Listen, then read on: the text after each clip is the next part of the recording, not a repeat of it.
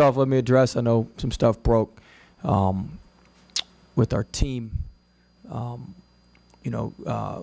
Sims and Rochelle won't be traveling to Knoxville with us, won't be playing at UT. Just a violation of our team policies. That's my decision. So they'll be back after the Tennessee game. Just be a one game suspension for those guys for something that you shouldn't do within a team. So they'll be out. As it relates to the other two, Galen will take a leave of absence from our team for the rest of the season, and then he will look for other places at the end of the season as he looks to kind of continue to move his life in a positive direction, and we're going to certainly be there to support him as he moves forward. As it relates to Kerr, he is he's somebody who's going to continue, who's going to take a leave of absence as well, but he's he could possibly be back.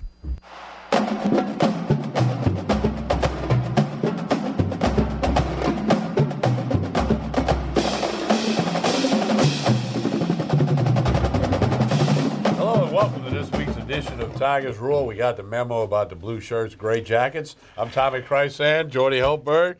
Good evening, sir. How are you? Proof that we don't. I guess we need to communicate. We don't check on the wardrobes. I guess we need to communicate. I'm doing well. Different blue and gray. I'm doing well. Will Wade, as we speak. Tangling. No final score yet, but undermanned. 7 scholarship players taking on a team in Tennessee, 18th in the country in the AP poll, 21st in the USA Today poll. So. Such is life. Got to set the tone. You've got to have parameters. You've got to have a culture. And if you don't follow the rules, you have to suffer the consequences. Well, it sends a message to the current roster, to the future rosters, that this is how it's going to be if you play basketball at LSU. Absolutely. So, it's not something he wanted to do, but something he had to do. The program always comes ahead of the individual. So it is what it is. We'll see what going forward. You're right. They're tangling with Tennessee now.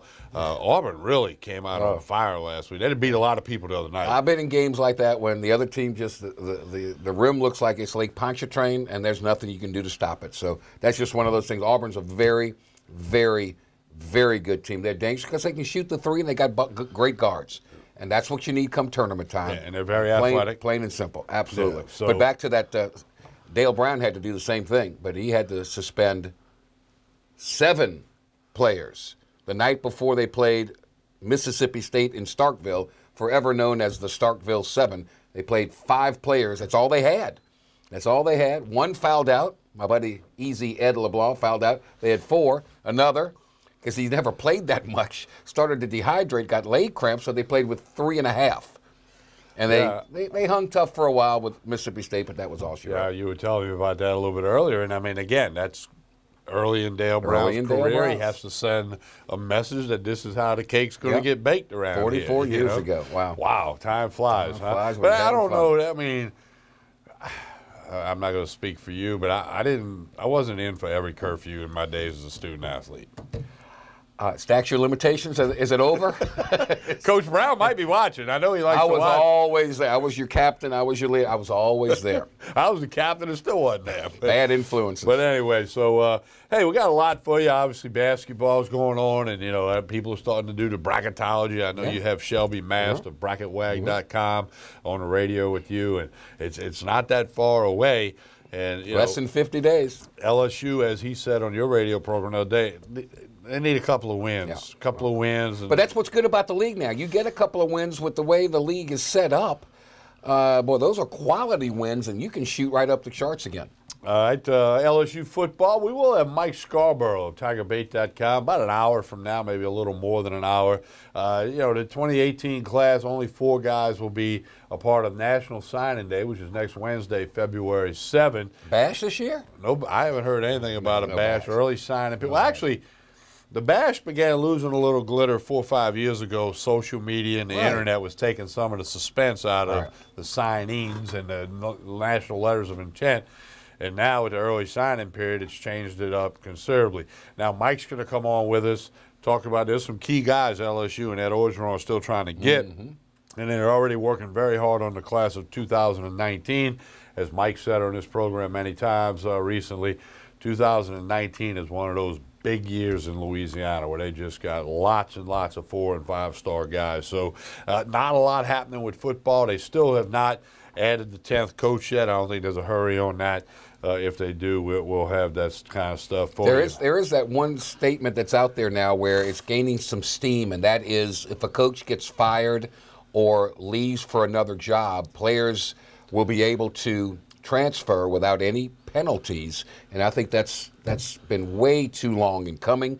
They just can't follow. In other words, if Florida State kid can't go to Jimbo Texas Fisher A&M. goes to A&M, that player can't leave at Florida State and go to A&M For at least 1 year. For 1 year. But Right. there's no penalties. You don't have to sit out a year if you want to go somewhere else, which is only fair to the players. Years ago, baseball allowed that way. You could go from a D1 school to a D1 school and be immediately eligible. Of course, If coaches all can change sports their, are different. if coaches can go find greener pastures, why can't players without being penalized? Right. No, I agree with that, and that's going to get voted on in a couple of months. It's like in the committee level it's right gaining now, steam, right? and I think that's going to be inevitable. Yeah, so we'll see what happens with that. And next week on Tigers Roar, we'll find out who LSU does sign.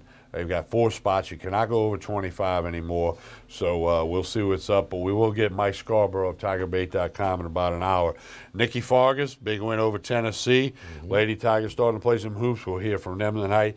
Dee Bro continues to do really good things. Big in match Friday gymnastics. against Kentucky. Yeah, so you They'll got all sell it that. out again.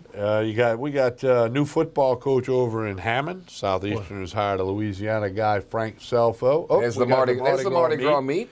Kentucky. Against Kentucky on February 2nd. We got a new football coach in Hammond. You know, we talked to Kevin Falk last week on the program, and I got the guys, Adam, to dig up some highlights. We'll show you that later. If you forgot how good Kevin Falk is, you don't want to miss these highlights that we have. And then, of course, Paul Maneri. I was on hand last Friday when he met with the media, and he laid out everything. We got a lot of that stuff for you. And then, oh, by the way, Super Bowl 52 comes up this Sunday. Yes. 4 degrees was the high in Minneapolis yesterday, but the game's indoors. Yeah, you remember they tried that experiment once in New York? They got lucky on the weather. Got for that very one. lucky. If you don't have a dome stadium, forget whoever invented the Astrodome. I guess was the one, followed by the Superdome. Genius. I mean, if you don't have a dome, don't expect to get a game up in the north in the Super Bowl. So, you excited about Justin Timberlake? You know what I found out Who's today? Justin Timberlake? He's the halftime show. Oh, I it didn't was know back that. in 2004. They had the wardrobe malfunction with he and Janet Jackson. That's become an iconic word, and I think. But there was a smart computer guy that couldn't get copies of it. He was frustrated. So guess what he did? He invented YouTube. Really? Yes. That's how that came to be? So Janet Jackson helped start YouTube. Did How she about get a cut of that? Yeah, no. Oh, Just man. little factoids you may want to know. I mean, I didn't know that. Yeah, so see I've that? learned something. That's I don't know who Justin That's Timberlake why I'm here. is. You but- are the king of the computer and all that nonsensical trivia, but there you have it. So what kind of music does Justin Timberlake Did you ever play? see the movie Friends with Benefits? No. Okay, I'm yeah. not a movie guy. Oh, man, I can't help you. He's good, though. He's good. He's very talented. Let's see Dance, sing, act, can do it all. Good golfer, too. Can do it Okay, all. right. Hey, Tiger JT, Woods baby. was back out on the tour. Is he better than JT? Tiger? Not yet. No. Not yet. Oh, okay. But anyway, so we got a lot of stuff, a lot of different things, a lot of different Tiger's sports. going to be good. Tiger's going to be back. We'll see. Watch. He made the cut out in San Diego the 4 other day. rounds. They Only 7 strokes out of a playoff. Think about that. Only 7 shots through off. 4 rounds. Through That's, 4 rounds. That's manageable. That's pretty. For the first time he's played like. He's gonna be all right. Well, Hit it straight, Tiger. Hit it straight. Yeah, I mean, the Masters first weekend in April. We'll see what happens when we get to that. 20 to point, 1 right? odds. And then of course PGA Tour stop in New Orleans. That's so right. we got all Love kind of golf. stuff for you tonight. We're gonna bounce it all over the place and whatnot. So we remind you the original airing of this program each and every week, Wednesday nights, 8 p.m. to 10 p.m. You got replays on the Pelican Friday night at 7, Saturday morning at 10.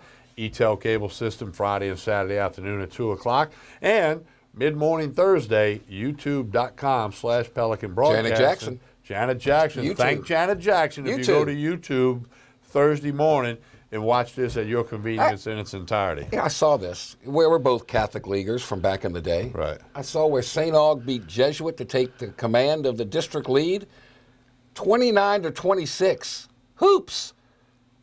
Was Kevin Trower coaching again? Hold the ball, stall it. 29-26. One night at Jesuit's gym, Holy Cross won the opening tap. Zuniga with a layup, probably, or Haywood Hewitt, one of them. And then the halftime score was 2-0. Oh, yeah. Because Trout, they just Shrinking held the ball. game. And there was no shot clock, and they didn't have the refs saying you got to play. Chris Jennings and them just held the ball. It was 2-0 at half. Don Maestri, who was just here the other night, he's on the A&M staff, he was not happy. I don't remember the exact score, but Holy Cross won like 22-8. 24-10. It was one, hoops. We never held the ball against you No, you guys. never held the ball more than 2 seconds. That's right, baby. I could have played for Ben Jobe. He never saw a shot that he didn't like. For who? Right. Ben Jobe. He wanted a shot every 8 seconds. 25 years ago, Ben Jobe led the Southern Jaguars over Georgia Tech. 15 seed beats a 2. I thought it was Georgia Tech. Was it Georgia Tech? Georgia Tech. With Drew Barry. Yeah. In the NCAA tournament. I watched that game. And actually, coming up on February 10th, there's a big doubleheader at the F.G. Clark Activity Center, men, women. It's Alumni Day, and they're going to honor that team. I hope Ben comes back. Is he? Is he Pardon still? my. I don't know. I'm I not think sure. he passed, but did he? We'll look that up. But they're going to honor that team that had that still amazing Greatest win in the history of NCAA greatest win tournament. ever Because 16 has never beaten a 1 yet. And then this year might be the 15 year. over a 2. Hey, let's take a break, and then we'll come back. We'll figure out what we're going to throw at you right here on Tigers Roar, Pelican Sports TV. Stay with us. Janet Jackson, YouTube.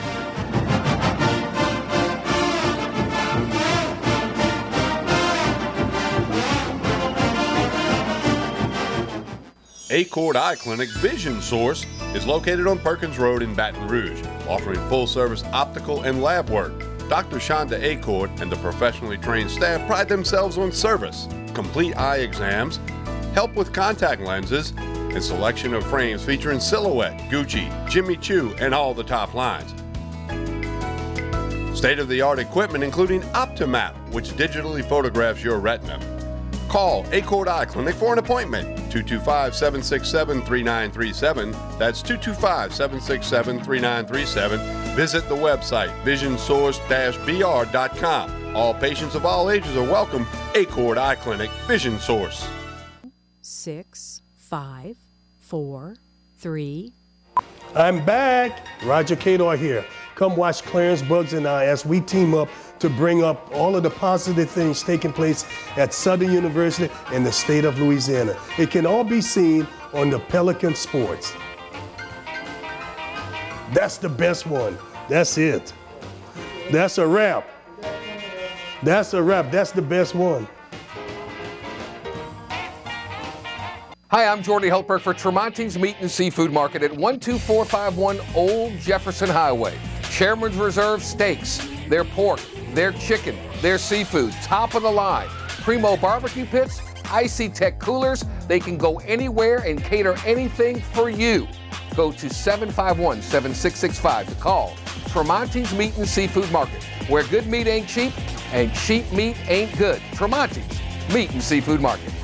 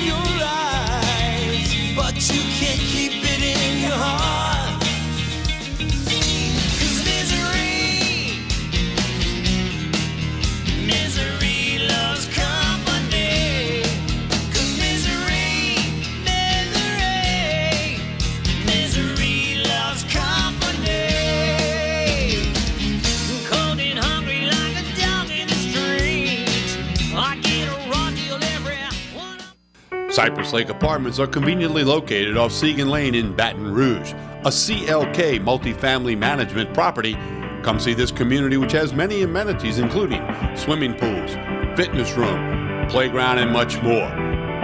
1, 2, and 3 bedroom apartments. Stop by Cypress Lake Apartments, call 225-293-6789, or go online, live at cypresslakeapts.com.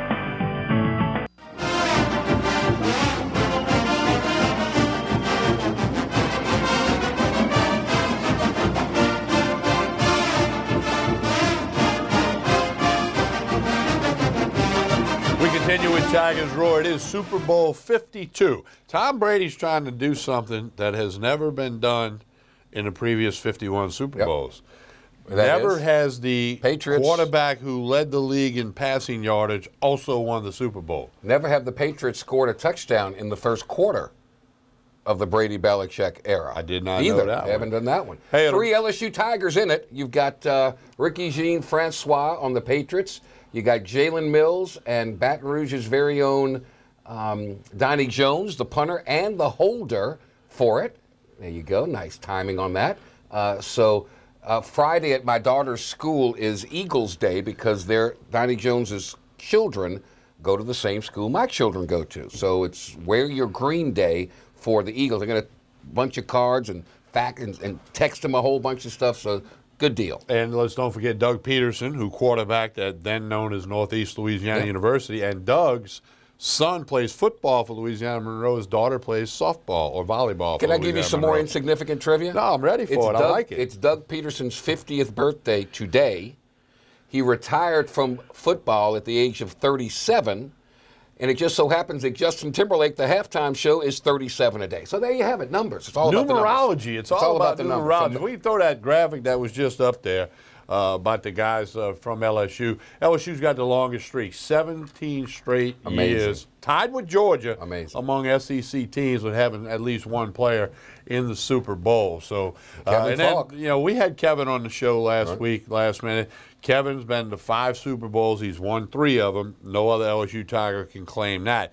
So we had him on last week, but I had Adam dig up some Kevin Falk LSU highlights. I'm just going to tell you this. I think he's better than Fournette and Geis. Now, he did play 4 years. There was no early go to the NFL or anything. Still the LSU's all-time leading rusher and rushing touchdowns. I want to say 46 of those.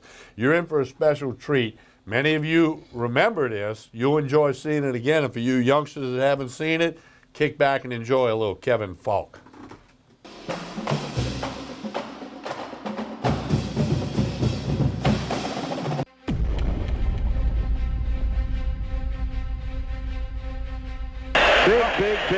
Big play. Kevin Falk is back in the game. Here we go. This is the game. 3rd and 1. Pitch back to Falk. He's got it in this zone. Look out. He's gone. Montgomery trying to trip him up, and he trips him up at the 18-yard line. Oh, that's Kevin Falk. I tell you, he's something else. Somebody lift that jersey. There may be an S on his chest. Here's Falk up the middle, cut left. He's off to the races. Kevin Falk, 45-50. He might go all the way. Kevin Falk, 80-yard touchdown.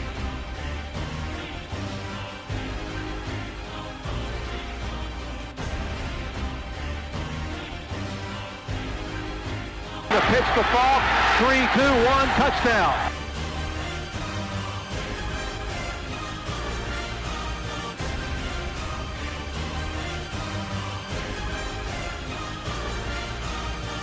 Falk.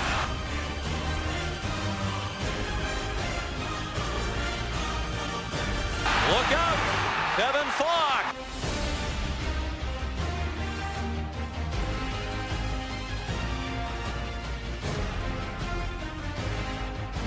Touchdown LSU. 53 yards on the run by Falk.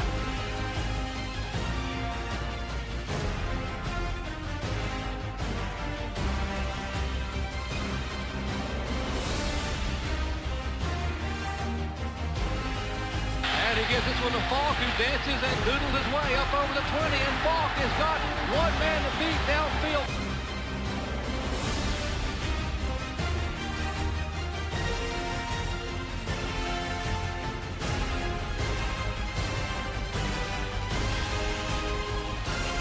quick one.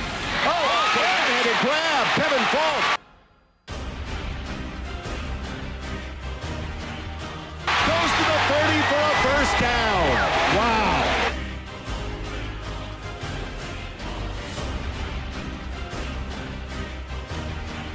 Here's the Falk. He has running room on the outside. It cuts it up at the 25-yard line, and Falk will score.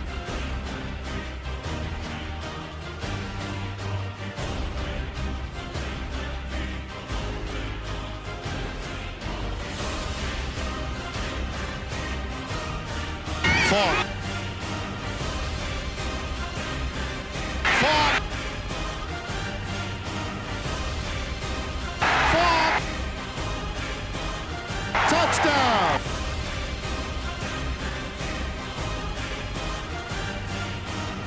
Second down, 13. Running room this time for Falk. He gives the stiff arm to Fernando Bryant, and he's still going out near midfield.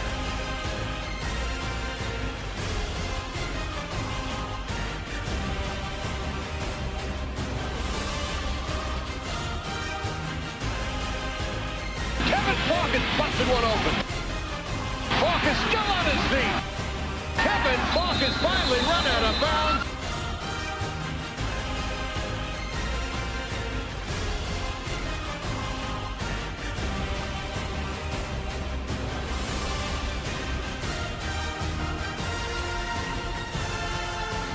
And Kevin Falk is going to score a touchdown. Untouched by human hand. Kevin Falk, touchdown. And here's Kevin Falk, touchdown LSU. Oh, here's Falk, he's got a big opener, and Falk is going to score.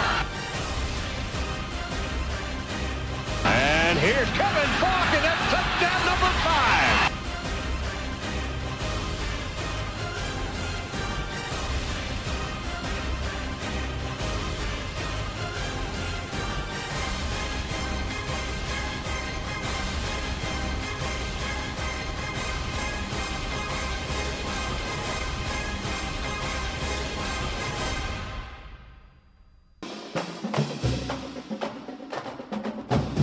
I don't ever remember Kevin Falk being hurt. He was one of those rare kind of backs that had power. He had speed. He had that elusive nature. He could catch the ball out of the backfield.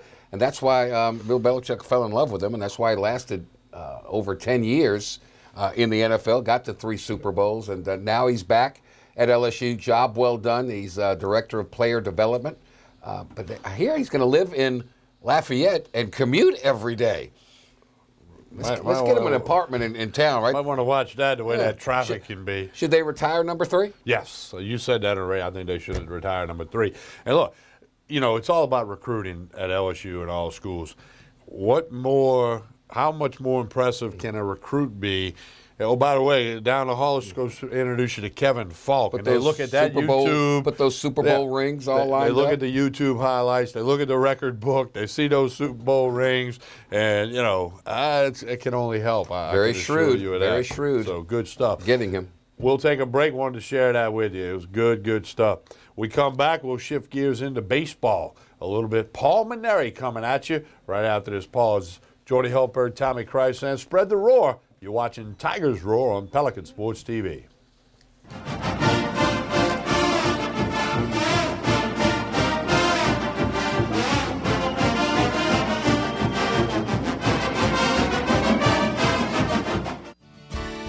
Creel Tree Service is a licensed and insured tree service providing tree and stump removal, topping, trimming, cabling, pruning, and fertilizing. We have free stump removal with takedowns, free estimates, affordable rates, and senior citizens discounts. Call 774-TREE. That's 774-8733. Get your yard ready for the warmer weather. If it deals with a tree, call me, Creel Tree Service, 774-8733. That's 774-TREE. Hooper Road Car Care in Central has been serving customers for over 24 years. Locally owned by Donald and Gina Gaspard, they provide all types of car care, including brakes, alignment, tune-ups, oil changes, AC service, transmission, computer diagnostic, and much more. Hooper Road Car Care also provides towing services. Call 225-262-7127. Open Monday through Friday, 7:30 to 5:30, 9695 Hooper Road in Central. Relief Window.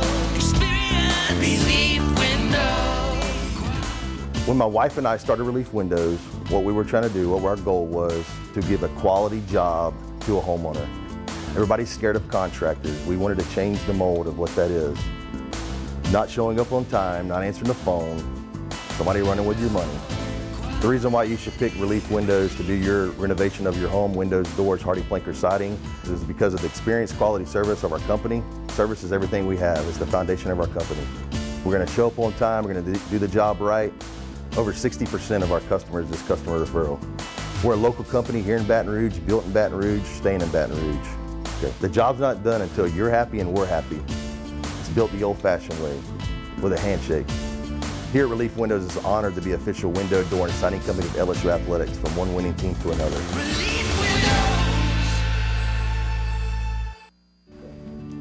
My name is Dr. Nicole Rogers, and I'm here in Old Metairie, Louisiana at Hair Restoration of the South, where your hair is our care.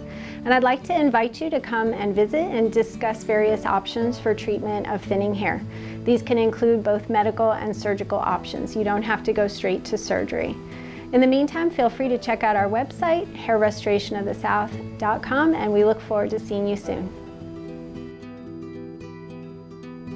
This is an important announcement. If you're between 50 and 85 and worried about your loved ones, you can still get affordable life insurance for peace of mind. My life insurance coverage is guaranteed, and I was not required to get a medical exam. I had high blood pressure and diabetes, and I got my coverage with one telephone call. No exam necessary. I'm a smoker, and I wanted to take care of my family. I called to get my life insurance and my affairs in order. I wanted to do the right thing. Call Final Expense No Exam Insurance. Your rates are guaranteed and will never increase. I called and learned that this insurance cannot be canceled even if you get sick or gain weight. And there are no restrictions on how my beneficiaries use the money when I'm gone. Approval was easy and the price was right. I wanted to do this for my children.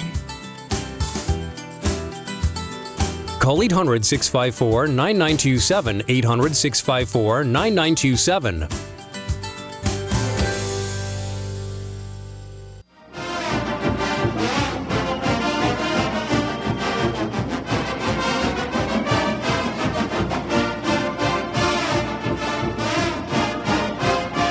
We continue with Tigers Roar. Time to kick it into some baseball action for you. The Tigers have an 8-game homestand to open the season, and the likes of Notre Dame and University of New Orleans, Texas, and Grambling. Those midweek games are tough. Yeah, so then they go to Southeastern, play a game in Hammond. So they're going to come out the gate getting after it. And Coach Paul Mainieri met with the media. We've got this in several different parts. Coach Mainieri loves to talk. He talks a lot, but he loves his baseball team. Is that a cut? Are you knocking him? No, it's just him. I mean, I know all the Mainieri-isms. I've been around him, played against him in college, been around with him. He told me one today, he said everybody talks about expectations and how LSU lost so many players, and so there's inexperience. He said, if it was up to just experience, we wouldn't have a man that walked on the moon. I said, that's pretty good, because nobody had ever done it before. There's another Mainieri-ism for you. It is. Hey, but anyway, here's part one of 3 different segments we'll do tonight. Coach Paul Mainieri entering his 12th season as the head coach at LSU. He's a Hall of Famer, his 36th season all told. Here's Coach Paul Mainieri talking some LSU baseball.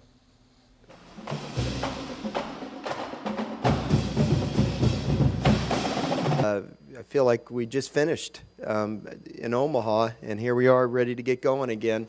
This is always the most exciting day of the year for me. The first official day of practice. We're 3 weeks from opening day. Every year the anxiety of not knowing what a new season holds keeps me young. I worry about everything, of course, but the polls have come out. The preseason polls were rated anywhere from 9 through 17. We all know the value of preseason polls are probably not worth the time that they take to do them. You earn what you get on the field, but I think there's a kind of a wide range of what people might think about our team this year because of the newness of our team. We have 32 active players on our team this year, of which 17 are first-year players. Do the math, that means we only have 15 returning players from last year's national runners-up team. Fortunately for us, those 15 players are very significant guys. I know well, we'll talk about the pitching in a second, but one thing everybody will think about is we lost 4 really critical everyday players in Greg Dykman, who was a first-team All-American with 19 home runs, a senior double play combination in Kramer, Robertson, and Cole Freeman, and of course the rock of our team, the catcher, Michael Papierski. So math tells you we have 5 returning players as starters.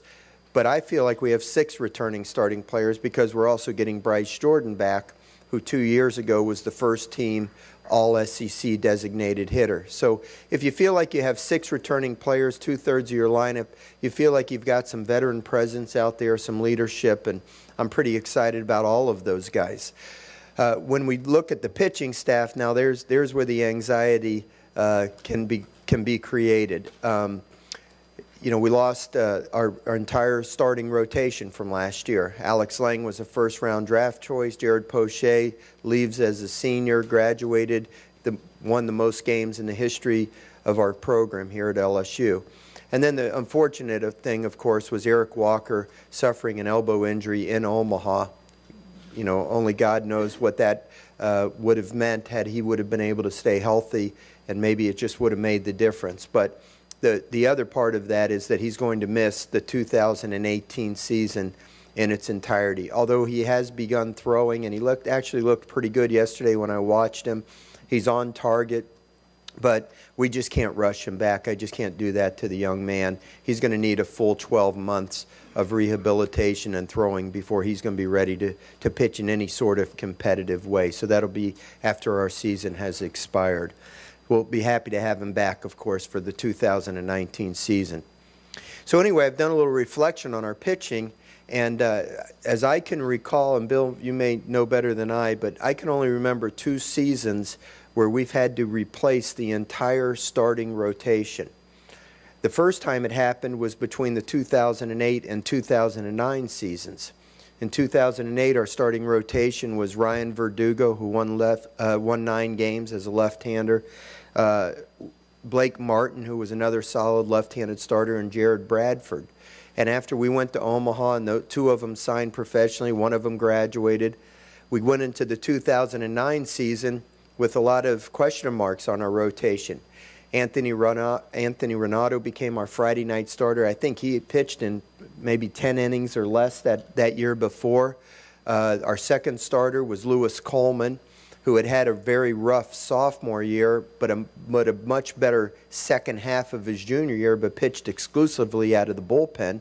And then our third starter was Austin Ross. Actually, it was Daniel Bradshaw going into the season, but he suffered an oblique strain shortly before the season, and that meant that I moved Lewis Coleman into the rotation. Our third starter was Austin Ross, who had pitched exclusively out of the bullpen the year before as a freshman. And we went on to win the national championship. So it can be done. I don't want to speak too much about the other time I remember. I think that was 2010 to 2011 when we had 3 freshmen in our rotation, Kevin Gosman, Ryan Eads, and who was the third one? I'm trying to remember. Kurt McCune, yeah, and Kurt McCune. And, you know, of course, we got off to a rough start that year in conference play, and we recovered, but a little bit too little too late, and that was a disappointing ending to that season. So I don't know what's going to happen. I do know this, that I have a lot of confidence in Caleb Gilbert and Zach Hess as returning pitchers. Both of them, I think, came into their own towards the second half of last year. Everybody will remember Gilbert's outstanding performance against Oregon State. You can't pitch much better than that on the biggest stage. But he was pitching excellent ball even up to that point. He pitched a great game in Game 1 of the SEC tournament as a starter. He beat Mississippi State coming out of the bullpen in the, I guess it was the second ball game, the clincher that sent us to Omaha. He came in, I think, pitched the last 4 or 5 innings and pitched really well. So Caleb Gilbert, I think, has emerged as a guy in his third year He's oozing with confidence. He's got outstanding stuff, and I feel like it's his time to kind of come into his own. Zach Hess, of course, was the big headliner out in Omaha. Man, he looked like a big league ready relief pitcher out in Omaha, and the temptation certainly is to keep him in that role. However, without having veteran starting pitchers, I just think you got to take your best arm and try to get as many innings as you can out of him and see if he can impact the games in that way. So we're going to give him a chance to be a starting pitcher as well. He's done a little bit of refining of his delivery along with Alan Dunn, trying to be a little less effort where maybe he can keep a little more gas in the tank for the later innings, hopefully hold his velocity a little bit longer. His velo may come down a little bit from the 97s he was showing in Omaha, but hopefully he can keep those 93, 94s for deeper into the ball game. So far, he's looked really well in our simulated games. Of course, today will be his first scrimmage, and he and Caleb Gilbert are scheduled to go 3 innings today. Our third starter right now, if I was to project, would be Todd Peterson. And you remember, I was really high on Todd Peterson last year, but he had a couple of unfortunate things happen that kind of had his season come to a screeching halt. Had he been healthy, he would have pitched in the first game. He would have started the first game against Florida in the finals, but unfortunately his shoulder was not capable of doing that. He spent the entire summer and fall getting in better condition. He's done a lot of work with his throwing arm as far as increasing the strength and the flexibility and so forth. And honestly, he has thrown outstanding in fall practice and especially in these early simulated games. He's got a chance to be a pretty good pitcher. So my guess is he'll get the Game 3 start opening weekend. We've got a young man by the name of Cam Sanders, whose father, Scott, pitched several years in the major leagues. He's from Thibodaux, Louisiana, but he attended Northwest Florida Community College for a couple years. It's going to be uncanny how much he's going to remind you of Aaron Nola when he's out there on the mound. His face, his body actions, even his delivery, his arm slot and everything. Now, if he has Aaron Nola's command, then we've got a scoop, okay? He's got really good stuff. He's going to throw in excess of 90 miles an hour with a really good curveball and breaking ball, changeup. If he can corral his control, and he's not really wild, he's just right around the zone and throws about half and half balls and strikes. If we can get that to closer to 60-40 or 70-30 percentage, we're going to be in business with Cam Sanders. So we've got some arms that we think that can step in and become starting pitchers. We've got another group of guys that we're going to use out of the bullpen initially. So I feel excited about our pitching staff. Of course, I think we have the best pitching coach in the country in Alan Dunn, and I believe that he'll bring those guys along very quickly. Okay. Questions about, I'll take questions from y'all. I just wanted to give you that kind of opening statement. Paul, you obviously, you guys confirmed yesterday the change at hitting coach. How do you envision Sean and Micah kind of working together with them in their new roles? Yeah, I'm really excited about it, James. You know, I think I told you this when I hired Micah, that he's very much a modern day hitting kind of coach. Kind of modern-day hitting coach. Did I get that correctly that one time? Okay. And what I mean by that is very much into the analytics, the mechanics, the statistics, and those kinds of things. You know, the fact that he can't go out there and coach on the field doesn't prevent him from sitting in front of a computer and watching video and, you know, analyzing and doing those type of things, which I think are one of the things of his strength. I believe that Sean is more geared towards the interaction with the player from a motivational standpoint, energy, enthusiasm. He knows the game inside and out, and he's got a great way with the kids. So I think Mike is going to feed a lot of information to Sean that Sean will then decipher how much he wants to use it and apply it with the players and with our offense in general, obviously with me overseeing the entire offensive side of things. But I think it's going to be a good combination. I just can't emphasize enough, you know, how heartbroken I am for Micah. You know, this was really an unfortunate thing that happened. but I am extremely excited about Sean Ochinko, and I think our players have embraced him as much as I knew that they would. He's got an infectious personality. He's full of energy, and he's got that youthful enthusiasm. He just stopped playing a couple years ago, so the players can really relate to him, and they enjoy him, and I think he's going to be tremendous in his role. Luke? Sticking with that, how tough is it going to be with all those new players for Sean to kind of get a quick grasp of them? And how important was it, knowing how quick of a turnaround it is, that you had somebody who has some experience with those guys? Honestly, Luke, I'm not concerned about it at all. I know that sounds crazy, but Sean was with us last year. Now, I know he was an undergraduate student because after his 6-year professional career, he returned to finish the degree requirements over the course of the last year and a half, and he helped us as an undergraduate coach. So he's very familiar with all of the returning players, and including Bryce Jordan. Bryce was healthy all fall and right up until, just before the season began.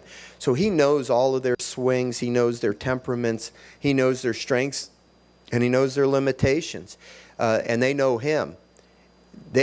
Every one of the returning players came to me and talked to me about what they felt the impact that Sean had on our team last year, just with his presence.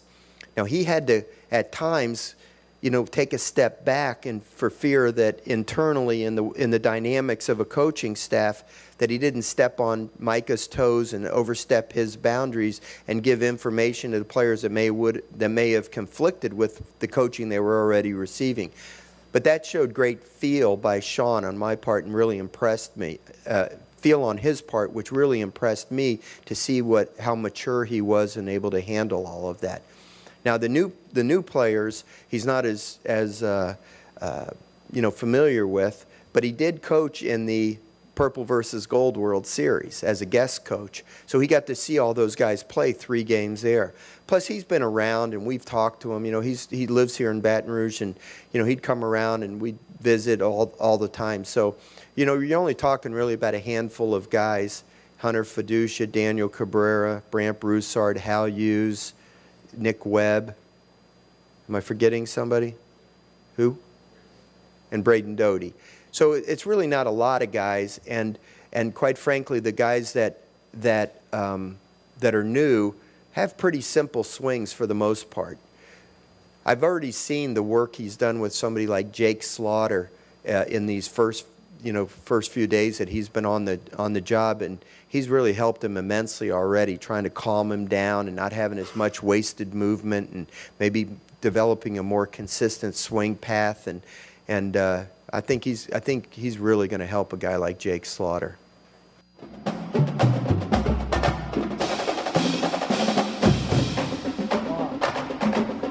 We continue with Tigers Roar. We're going to take another break, come back, got more baseball, more Paul Mainieri for you. A lot to come tonight, including Mike Scarborough, TigerBait.com. That's not too far away. Jordy Hulper, Tommy Chrysan. Spread the roar. You're watching Tigers Roar on Pelican Sports TV, Baton Rouge, Lafayette, New Orleans, and we'll be right back.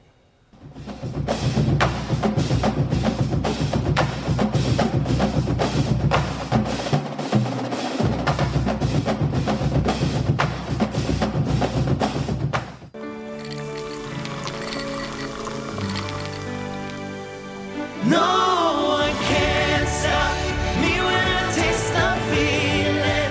Nothing could ever bring me down.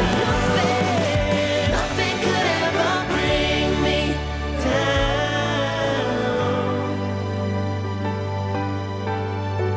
Taste the feeling.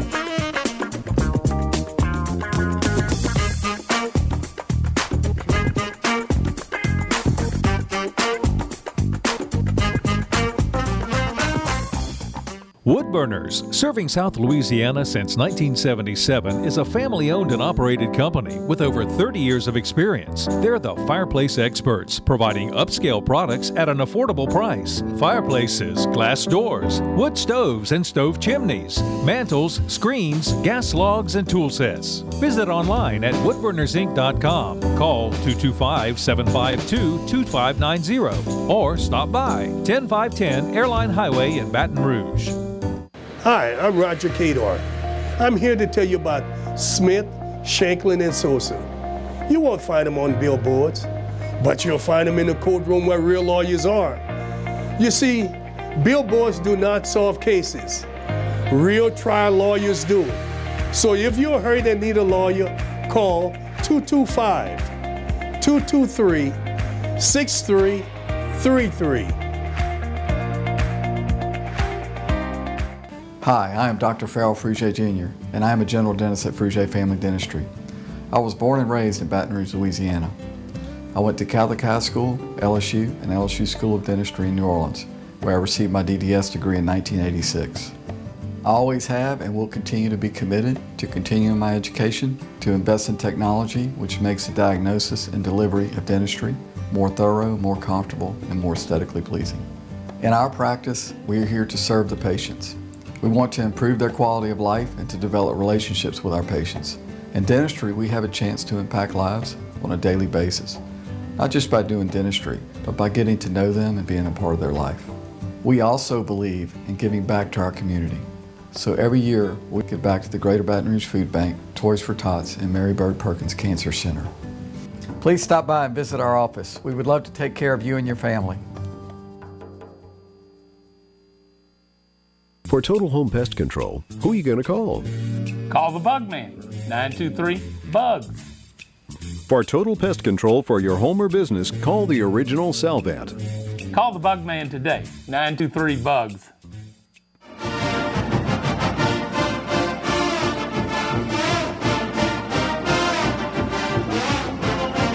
We continue with Tigers Roy, LSU, Tennessee, tangling as we speak. Don't have a final score while we're here doing this, but Tiger basketball, the big challenge. Home game Saturday. Arkansas. Early tip, 2:30. 2:30 tip, all these TV times. Somebody asked me the other day, so do they ever play at the same time? I said, Never. Rarely. Never. A couple of 7:30s in there, but TV moves that all around. All right, back to the Diamond, to the Alec Box Stadium. They had a big turnout for the first pitch banquet, over 1,100 people, I was told. So people are getting the fever, getting ready for baseball. Here's some more of Tiger baseball coach in his 12th year at LSU, 36th year overall, Paul Mainieri.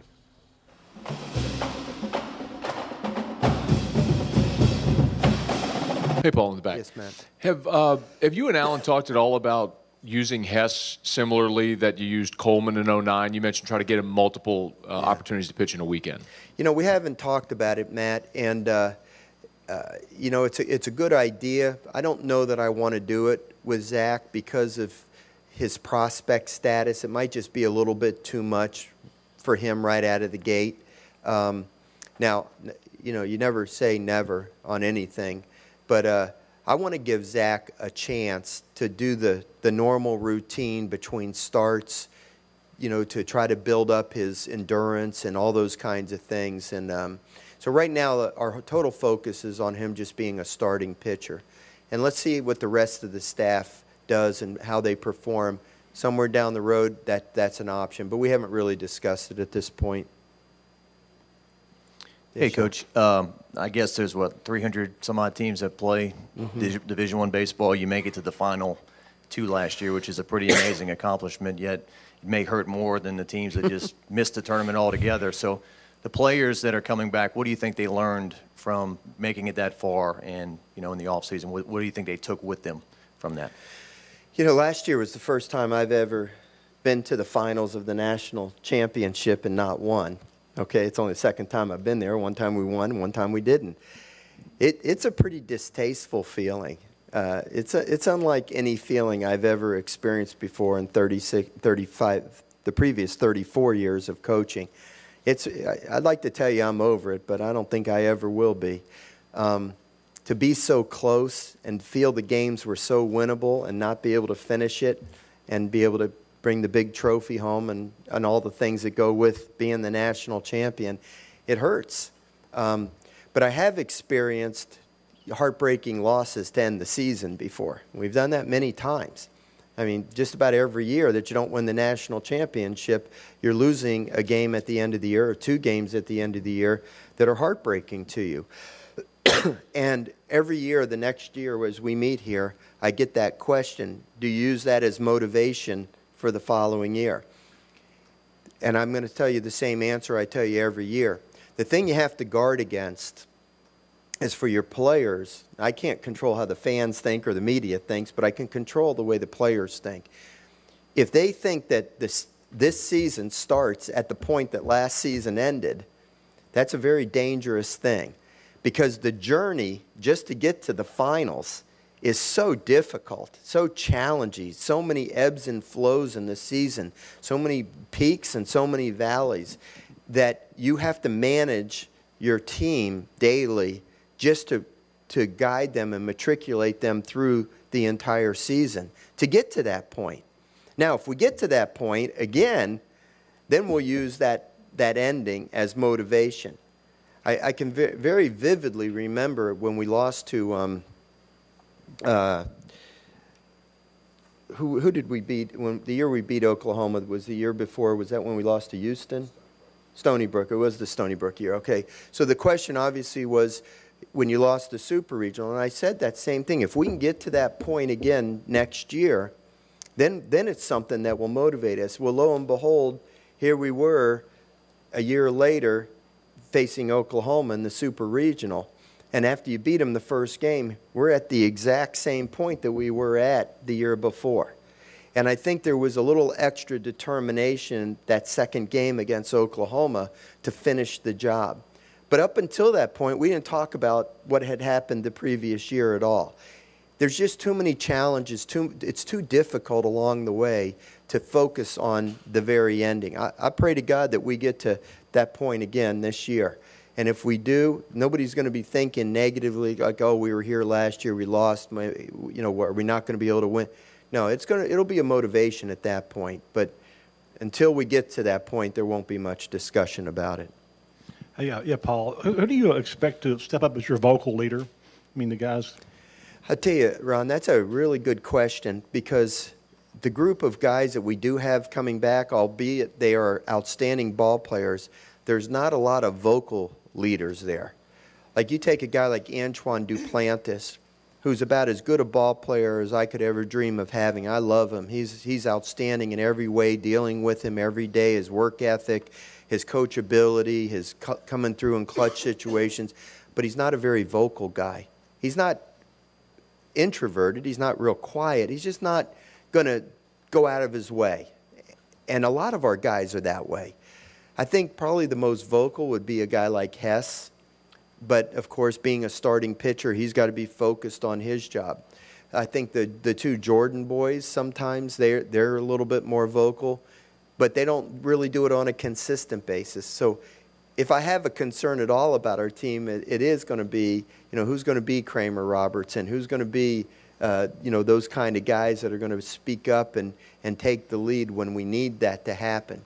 But I think as the season goes on, some of that will kind of run its course. It might even be a new player. It might be a young player. You know, when Alex Bregman was here as a freshman, he was one of the most vocal leaders on our team. So as these players start to have success, I think some of that will emerge as their confidence continues to grow. I know you were a little bit unsure of where your infield was going to be at when the fall ended. Have you guys kind of solidified things there, or is it still going to be a little bit of a competition? Yeah, I pretty much decided, Luke, that we're going to start with Slaughter at third, Smith at short, Broussard at second, and Bryce Jordan at first. And my goal with Hal Hughes is going to get him into the games, is going to be to get him into the games as often and as frequently in different roles as I possibly can.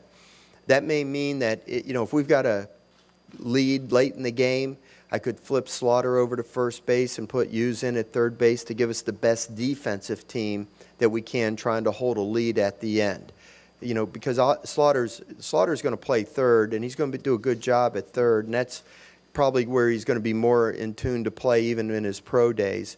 But he's a much better first baseman than Bryce Jordan because he's taller, he's more athletic, he can jump, he's got infielder skills and those type of things. So if we can improve our defense late in the game, I'm going to look for ways to do that. So that's one way I'll be able to get Hal into the games. And I may give him a spot start here and there at second base.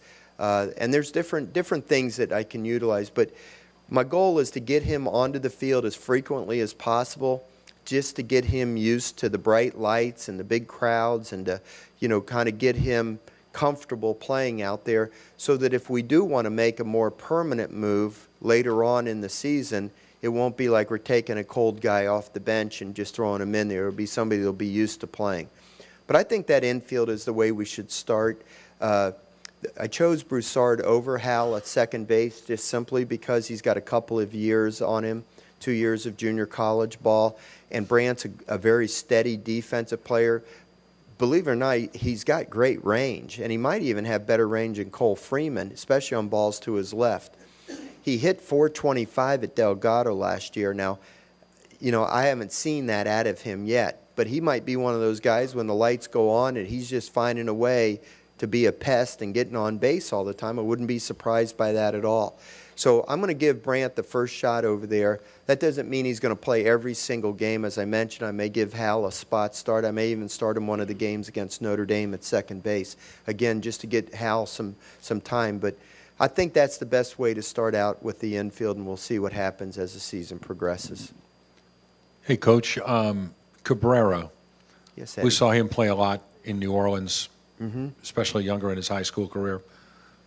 Where do you think his future is as a pitcher or a hitter, and how do you plan to use him, and how many different roles do you see him having on this team?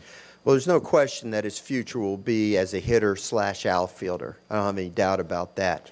He's an outstanding ball player, Ed. If you covered him in high school, you'll know what I'm speaking about. He's got a great athletic body. He's strong for a freshman.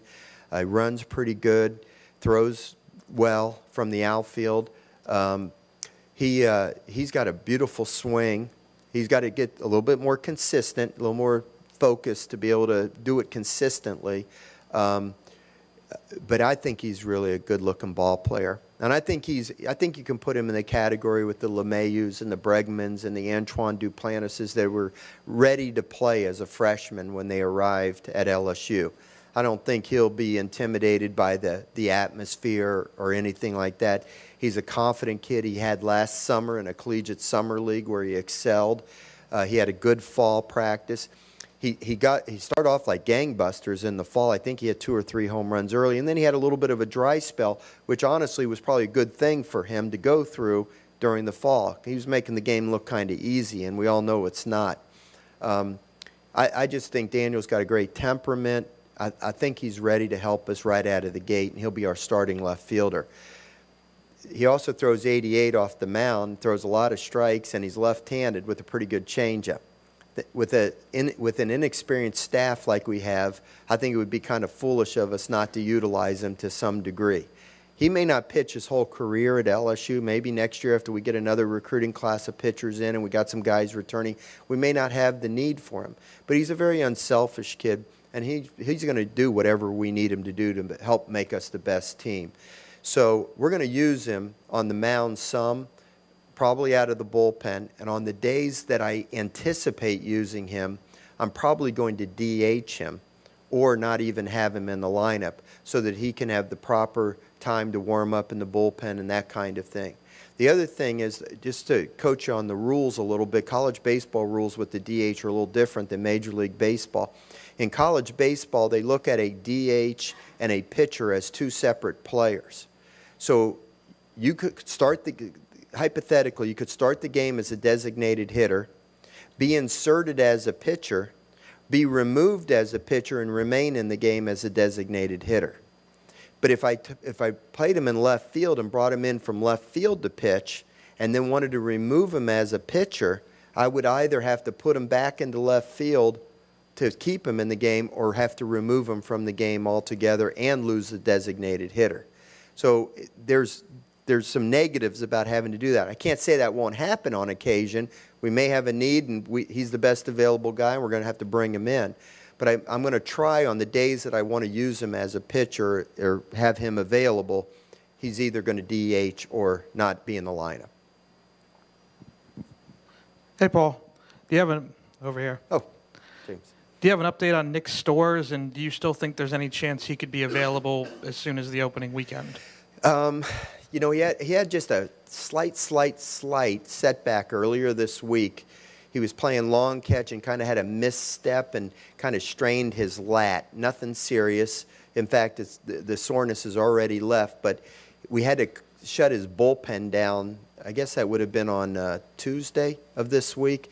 So he only threw about 6 or 7 pitches, and we thought the prudent thing was to shut him down. But he's been treated. The soreness is all gone, and I think he's going to throw a bullpen today. So I don't know exactly if losing those 3 days is going to set him back so much that he may not be able to be ready for opening weekend or not. I'm still hopeful, James. What I'd really like for him to do is be able to pitch in an intra-squad scrimmage, at least one, before the season began, because I don't like to create scrimmages once the season begins. At that point, all we would do is simulated games with a pitcher against a hitter. And that's not really the same atmosphere. And so because he missed the fall, I'm really hopeful that at least by that last weekend or that Tuesday prior to the first game, that he'll get an opportunity to pitch in an inter-squad scrimmage. If that happens, then he could very well be ready to pitch against Notre Dame out of the bullpen. If that doesn't happen, then we're going to have to schedule simulated games, and it may delay our using him in a real game a little bit longer. But I can't tell you how excited I am about getting this guy on the mound. Wait till you see this guy. I mean, that's what they look like, if you know what I mean. He's 6'6", 6'7", 260 pounds, and you probably think when you look at him he weighs 210 pounds because he's so athletic. I mean, this guy he's special, and the sooner we get to see what makes him special, once that ball leaves his hand, the happier I'll be.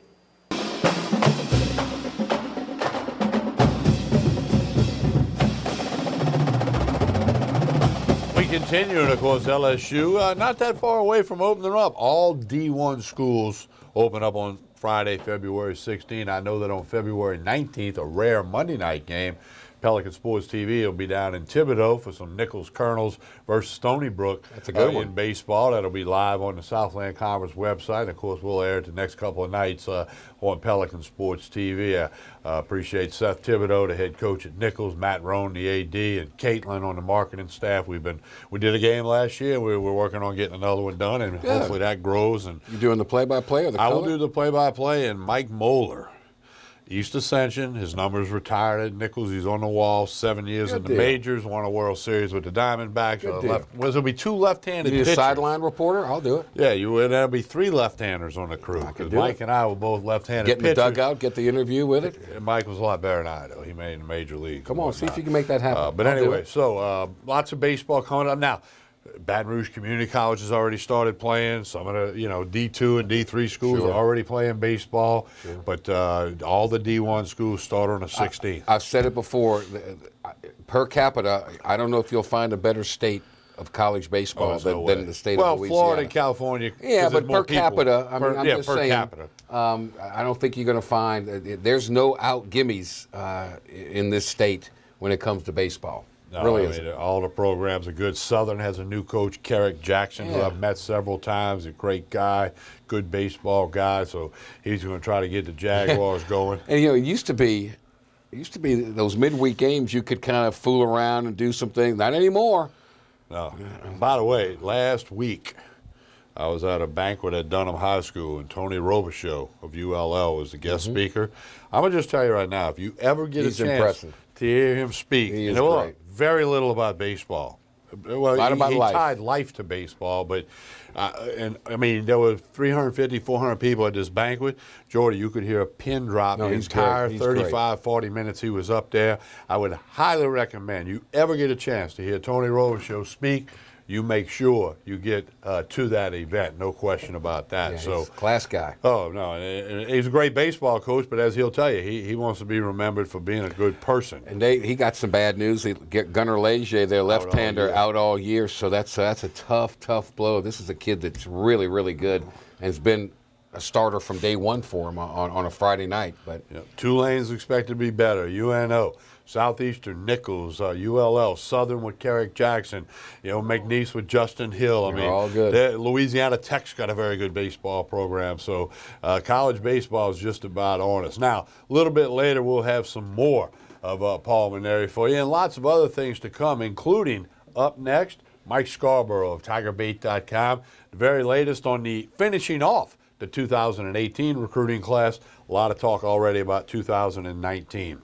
Jordy Hultberg, Tommy Krysan, spread the roar. You are watching Tigers Roar here on Pelican Sports TV. Stay with us.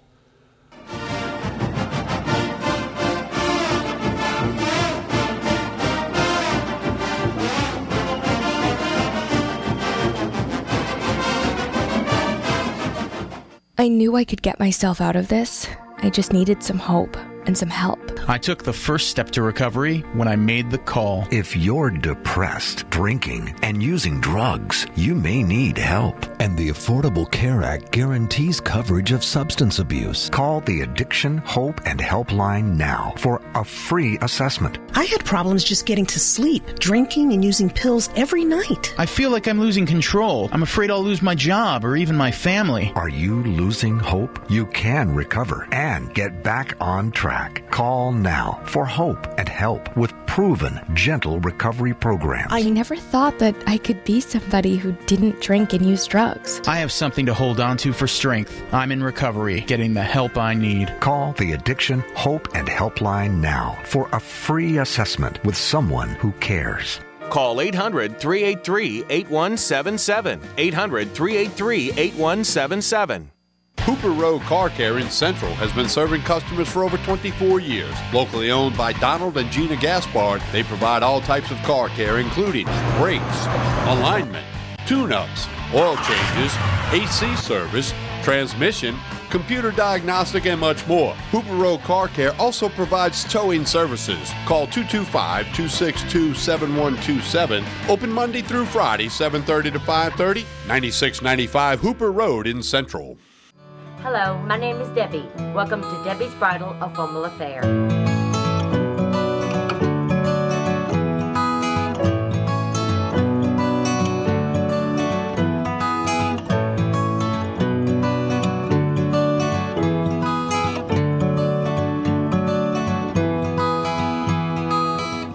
My name is Raven. I work at Debbie's Bridal, and she makes your dreams come true.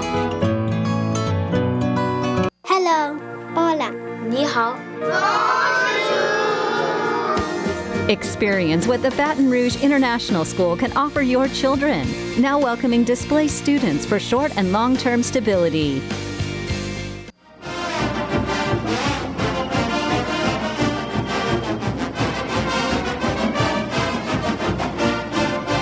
Continue with Tigers Roar. It's once again time for our weekly visit with Mike Scarborough of TigerBait.com. Mike, good evening. How are you?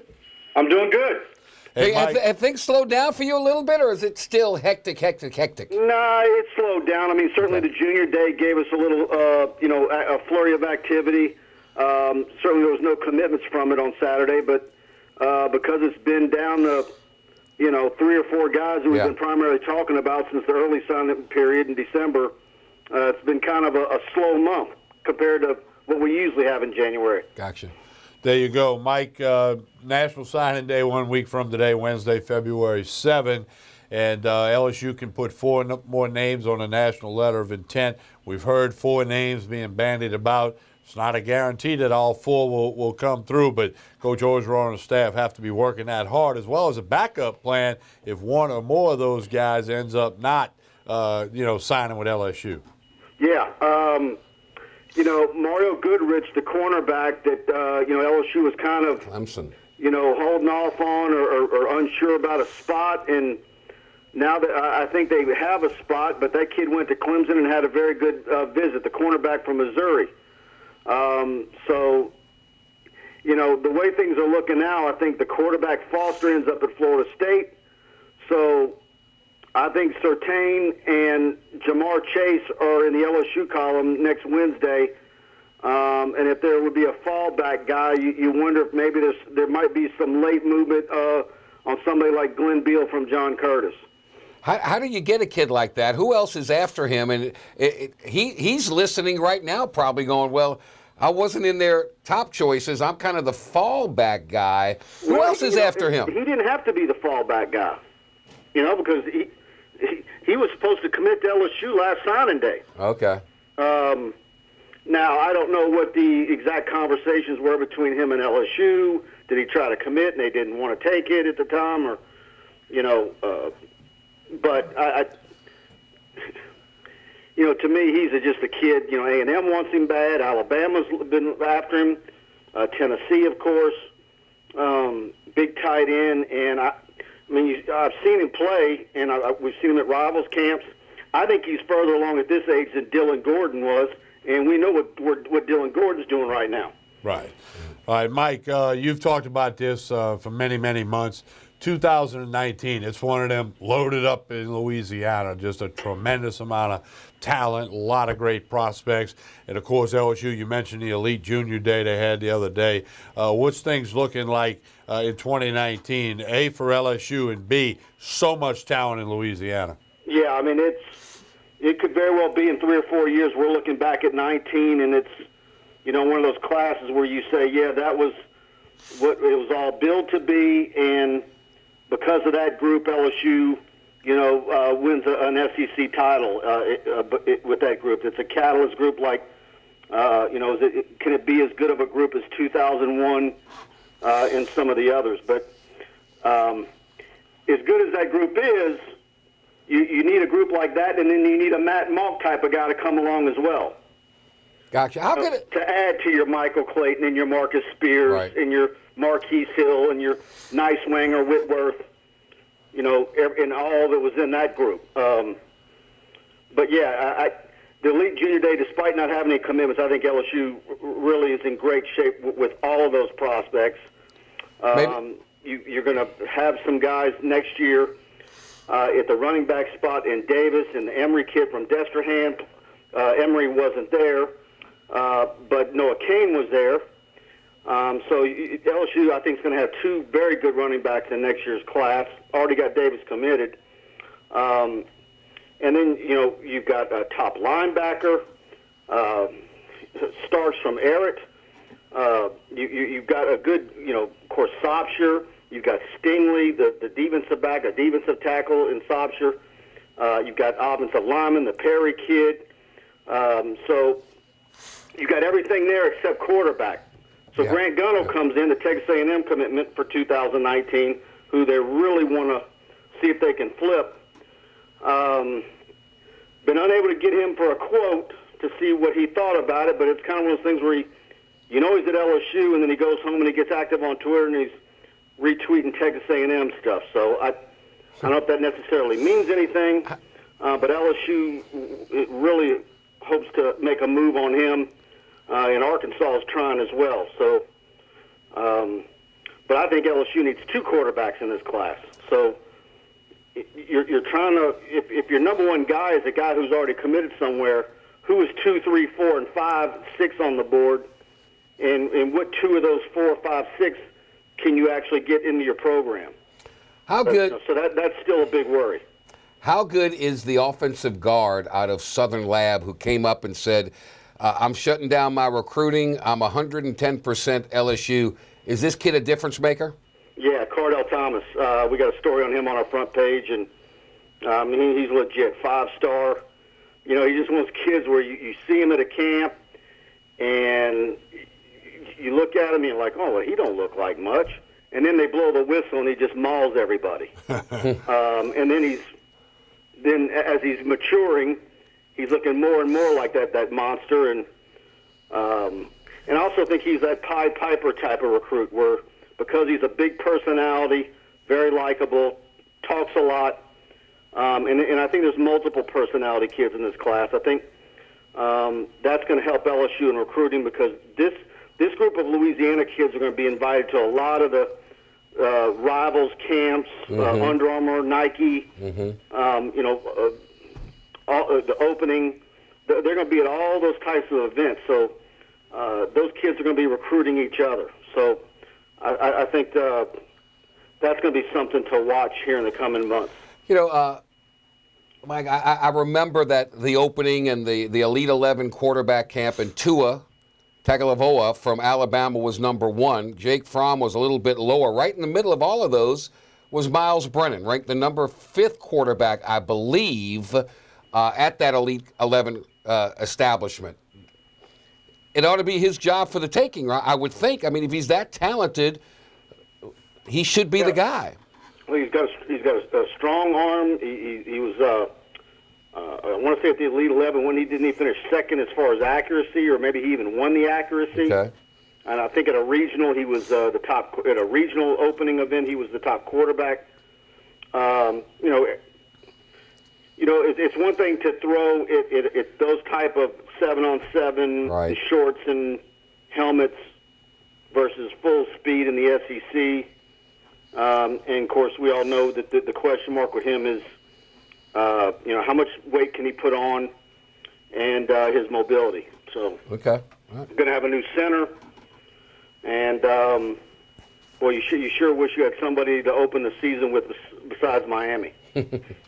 Mike, tell everybody about TigerBait.com, basketball full speed ahead, baseball around the corner, and of course it never stops with recruiting. Tell folks what they're going to get and how they can subscribe. Yeah, TigerBait.com.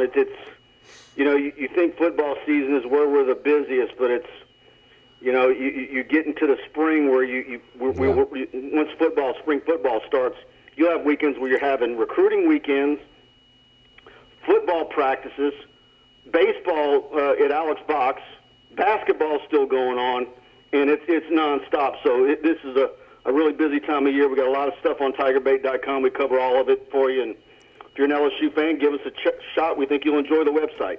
Thank you very much, Thank you, Michael. Mike. We'll visit again next week. All right, talk then. Thanks. Take care, buddy. All right, that's Mike Scarborough, TigerBait.com. He was really, Miles Brennan was elite of the elite, and you see, and I guess that's what makes LSU fans kind of wonder, how does Tua do it, and how does Fromm do it? And there's Brennan. Why not Brennan? So I wonder, is it coaching? Can I pose a question? Yes. Development. Recruiting's a two-part deal. Exactly. You got to recruit, get them in, then you got to develop them before they get out of here. That's why that's been the hang-up at LSU, in particular at that position, other than Mettenberger. That's why I think Ensminger has a chance to do something special, because he was a quarterback. Matt Kenner wasn't a quarterback. No. He's all shifts and form, and nothing against the guy, but I've always said that, if that position is the most important position on the field, get somebody that did Get a coach that play the position and let him coach it. Let that be one of your assistant coaches instead of 3 in the linebacker or whatever. Get him in there. And if you get an extra coach, get that coach to be a quarterback. I've never understood that. Never understood. Well, we'll see. Spring practice is going to be quite interesting. It always is, perhaps even more with Ensminger at offensive coordinator, some other coaching staff changes on the offensive line. It's going to be very interesting. I haven't seen any dates on it yet. Don't know how much the media is going to get in, but people are going to want information from spring practice, and it'll start, as it usually does, with the quarterback position. Brennan, Narcisse, McMillan, maybe he got better. I don't know. So we'll wait and see. We'll take another break right here on Tigers Roar. Come back. We got more Paul Mainieri for you. One more piece of Paul Mainieri getting you ready for baseball right here on Pelican Sports TV. Do stay with us.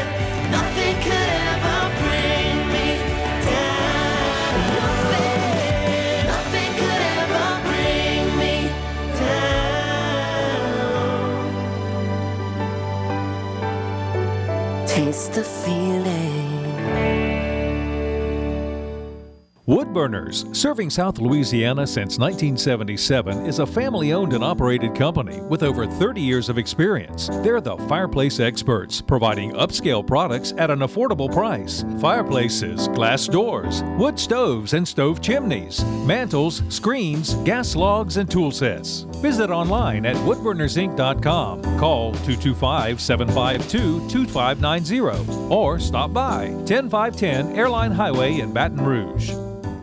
6, 5, 4, 3. I'm back. Roger Cador here.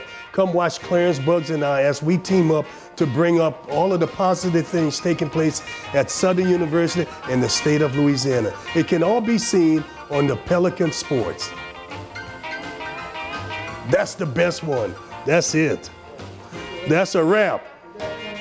That's a wrap. That's the best one. My name is Dr. Nicole Rogers, and I'm here in Old Metairie, Louisiana at Hair Restoration of the South, where your hair is our care. And I'd like to invite you to come and visit and discuss various options for treatment of thinning hair. These can include both medical and surgical options. You don't have to go straight to surgery. In the meantime, feel free to check out our website, hairrestorationofthesouth.com, and we look forward to seeing you soon. Cypress Lake Apartments are conveniently located off Segan Lane in Baton Rouge, a CLK multifamily management property. Come see this community, which has many amenities including swimming pools, fitness room, playground, and much more. 1, 2, and 3 bedroom apartments. Stop by Cypress Lake Apartments, call 225-293-6789, or go online, live at cypresslakeapts.com.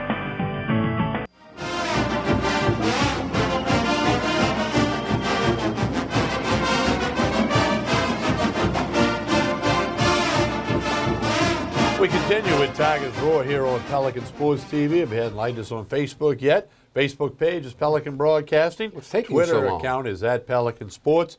And we have under construction a new app. It's not ready to go yet, close. But you'll be able to get Pelican Sports TV, WUBR Radio, all that good stuff, some other fun things as well on our new app that's under construction. And as soon as we can tell you about it, we'll put ads on all the radio shows, the TV shows, Facebook, Twitter. We're going to bomb you with it when it's ready to go. So stay tuned on be that. special. That's It's going to be cool. Going to be cool. It's been being worked on for a little while. I've done a few things with things. That's out of my realm of knowledge. Yeah, well, Paul Maneri's got a lot of baseball knowledge, and we have one more segment with Coach for you to enjoy, getting you ready for the season. Couple of weeks away from Notre Dame, where he coached for 12 years, and now he's in his 12th year here at LSU. So it's going to have a special meaning to him. He won't, not at game time, but the fact that he worked there for 12 years. Here's one more visit with Coach Paul Maneri in his 12th year at LSU.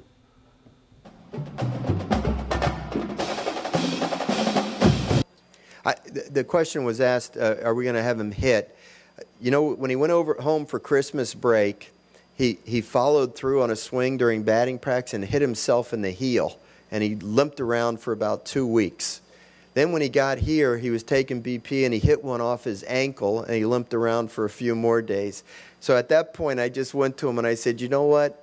Let's just focus on pitching for a while. Okay, we don't need some freak injury. You know, put you in an inter-squad game, you get a base hit, you're rounding first base, you roll your ankle, trying to stretch it into a double. So we need to get him on the mound. So we've actually shut his hitting down for now. I think we've got enough other personnel that he would have been exclusively a pinch hitter or DH. And we've got other guys that I think can step in and do that. So let's try to get him healthy and get him out there contributing on the mound before we worry any more about him hitting. Right here, Coach. With Josh and Jake and Zach, the seasons they had last year, how valuable is this sophomore class with those experiences to get to the World Series to your team's success this year? Oh, well, it's amazingly important. Anytime freshmen get to play in the College World Series, and we played 7 games out there, and we had some very intense super regional games, intense regional games. We won an SEC tournament. The last weekend of the season in Starkville, we were playing for Western Division and SEC championships. Man, those kids played in a lot of big games down the stretch, and they performed at a really high level. How can that not help you grow by leaps and bounds? So even though they're sophomores, they feel like they're more, I feel like they're more experienced than even that. You know, the unfortunate thing, I guess you could say for us, is that 3 of our sophomores are draft eligible. Zach Hess, Zach Watts, and Jake Slaughter. So it's possible that this may be their last season even at LSU. So we'll have to see how that plays out. But there's no question that they have an advanced level of experience based upon the experiences that they had last year.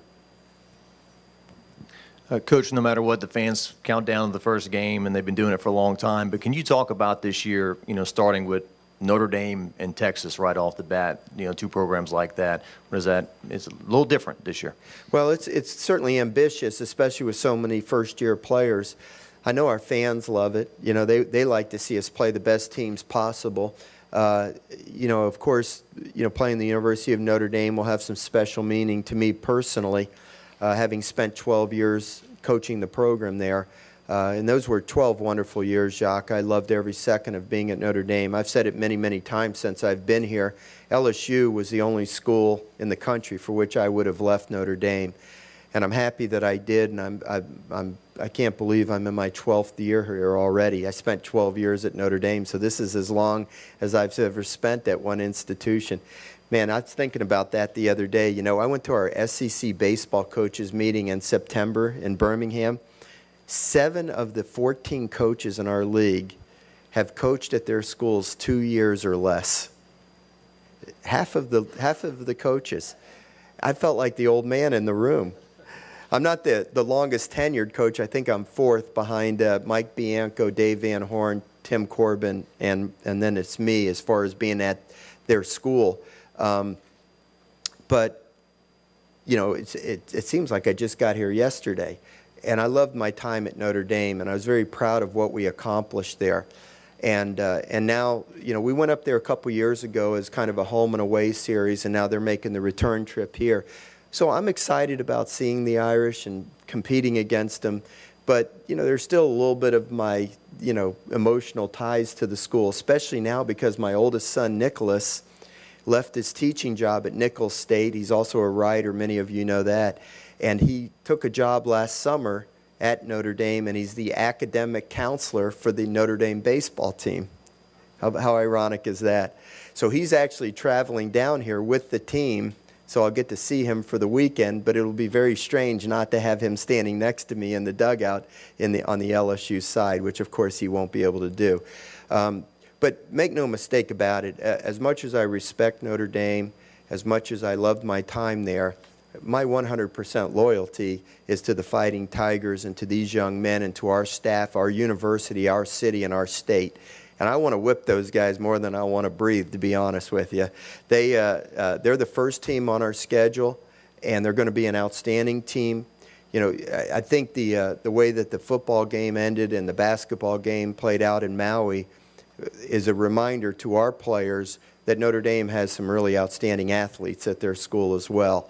And so it certainly got my attention. I'm sure it got our players' attention, and hopefully we can salvage something for our school against their school. So that's going to be an exciting weekend. Opening day is always a different day. You know, I don't care how much you prepare for it. When those bright lights go on and you got 11 or 12,000 people in the stands, it's different than any other day of the year. And hopefully our team will be poised and go out there and play well and then turn the page and get ready for the next couple of days. Don't forget, before we play Texas, we got the University of New Orleans Privateers, another team that I'm very fond of because of having played there, but also they beat us both times last year. I think Blake might be my only former assistant to ever beat one of my coach teams. Is that right, Bill? Can you recall? So we owe Blake and the Privateers, okay? So I'm not going to have any emotional ties that night either. And before we ever think about the Texas Longhorns, we'll be focusing on the Privateers. But of course, Bill, I don't know, is this the first time Texas has ever? 99. They did play here? Oh, okay. Well, so it was long before I was here. But, you know, obviously a great program over there in Austin. And David Pierce, who was at Tulane, is the coach there, and he's doing a fantastic job. They have a great pitching staff. So we've got some real challenging non-conference games. We're also going over to play at ULL in their new ballpark, which of course will be exciting. We're going to Hammond to play an outstanding Southeastern Louisiana ball club.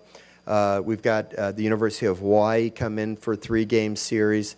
So we've got some really outstanding non-conference challenging games that'll get us ready for SEC play, so that when we play Missouri in the middle of March, I'm sure we'll be ready for that in the second half of the season. Hey, Coach, over here.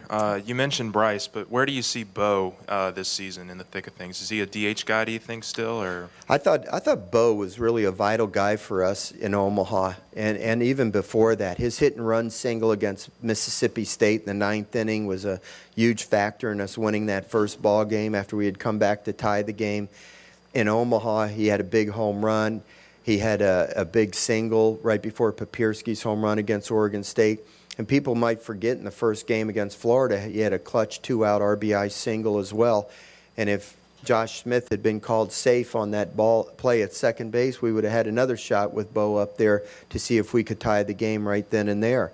You know, Bo's a competitor. You know, just when you want to write Bo off and say we've got other players better than him, he just finds a way to contribute. I can remember an early season game, not early season, but mid-season game in Gainesville, the final game after we were down 2-0 and then down 5-0 in Game 3. Bo got a 2-run single to spark our comeback when we ended up hitting 3 2-run homers in the 8th inning to win the final game against Florida.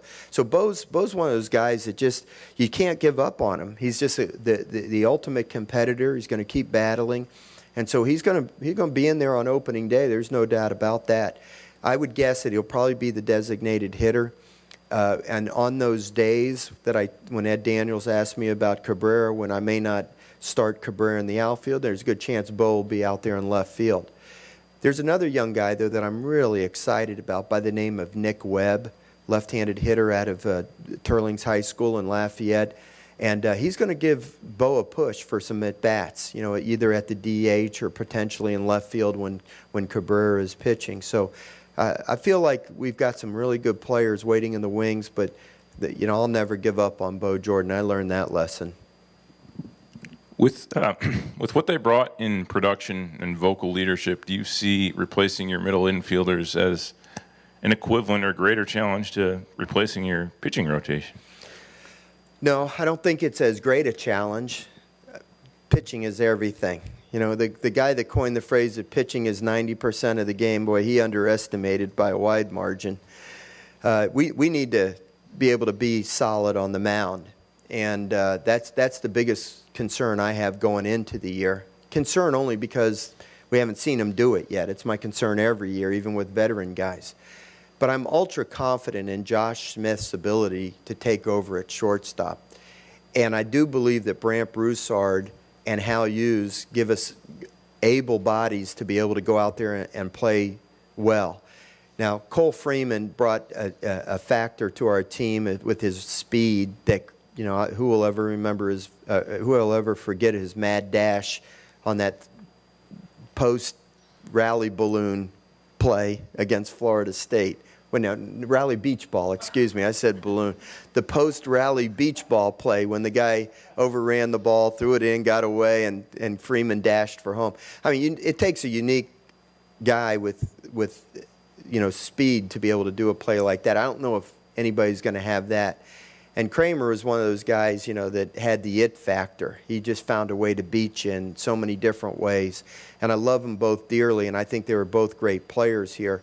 But I do feel very confident in Josh Smith at shortstop, and I do believe that Brant will do a very good job for us. Maybe not as dynamic as Cole Freeman was, and Hal Hughes provides another good option for us.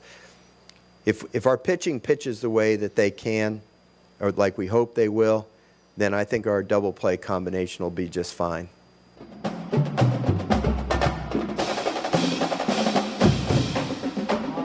Hey, I'll be ready for baseball. You know me, baseball nut. It's got to be warm weather, though. Baseball and cold weather were not meant to be together. Can I give a shout out? They're going to honor, in his 30th season, Bill Franquez as the voice of Alex Box Stadium. May the 5th, Cinco de Mayo, will be Bill Franquez Day at Alex Box Stadium, Skip Bertman Field. Congratulations. Not a classier act and more deserving person than Bill. The golden voice that comes out of those speakers at Alex Box Stadium. I've known Bill since I first got to Baton Rouge 24 years ago, and like you said, a class act. I've never said, "Hey, Bill, how about this?" and him say, "Oh, we can't do that." Or at least return a call or return Bill. a text. Well, many in that department don't do it. Many do, some don't. Bill will Always. count on it. Always. I mean, Bill's like clockwork, and you I'm know glad they are going to honor him. I'm going to make a point to be there that day because Bill he's as good as it gets at what he does. He would be. And nobody knows more about LSU baseball, in particular in the last 30 years, than Bill. He's got to write a book. Oh, yeah, we got to write a book. Bill, write a book. Got to write a book. We're going to take a break. When we come back, we're going over to Hammond, you see, because their football coach went to Lafayette to be on Billy Napier's staff at ULL, and Southeastern has plugged in a new head football coach. We'll come back and let you hear from Frank Selfo right after this pause on Tigers Roar, Pelican Sports TV. Stay with us.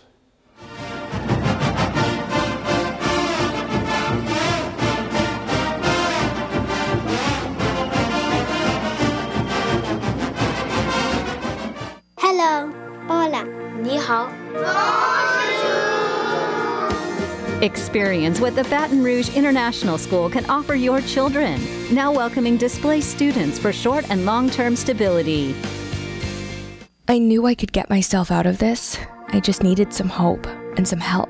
I took the first step to recovery when I made the call. If you're depressed, drinking, and using drugs, you may need help. And the Affordable Care Act guarantees coverage of substance abuse. Call the Addiction, Hope, and Helpline now for a free assessment. I had problems just getting to sleep, drinking and using pills every night. I feel like I'm losing control. I'm afraid I'll lose my job or even my family. Are you losing hope? You can recover and get back on track.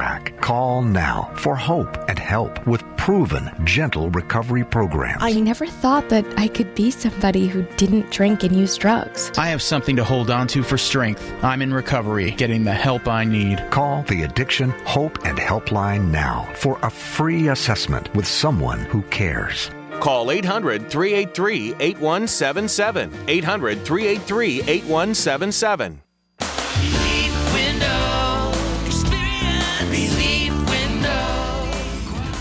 When my wife and I started Relief Windows, what we were trying to do, what our goal was to give a quality job to a homeowner. Everybody's scared of contractors. We wanted to change the mold of what that is. Not showing up on time, not answering the phone, somebody running with your money. The reason why you should pick Relief Windows to do your renovation of your home, windows, doors, hardy plank, or siding, is because of the experience, quality service of our company. Service is everything we have. It's the foundation of our company. We're going to show up on time. We're going to do the job right. Over 60% of our customers is customer referral. We're a local company here in Baton Rouge, built in Baton Rouge, staying in Baton Rouge. Okay. The job's not done until you're happy and we're happy. It's built the old-fashioned way, with a handshake. Here at Relief Windows, it's an honor to be official window, door, and siding company of LSU Athletics, from one winning team to another.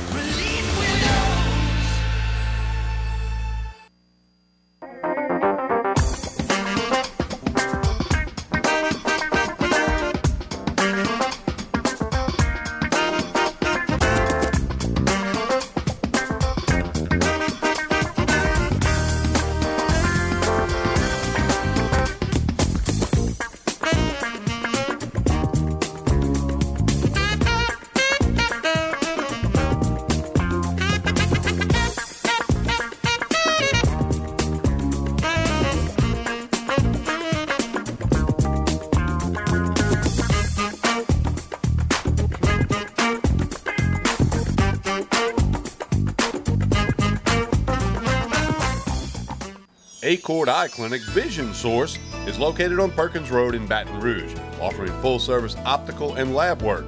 Dr. Shonda Acord and the professionally trained staff pride themselves on service, complete eye exams, help with contact lenses, and selection of frames featuring Silhouette, Gucci, Jimmy Choo, and all the top lines. State-of-the-art equipment including OptiMap, which digitally photographs your retina. Call Acord Eye Clinic for an appointment, 225-767-3937. That's 225-767-3937. Visit the website, visionsource-br.com. All patients of all ages are welcome. Accord Eye Clinic, Vision Source.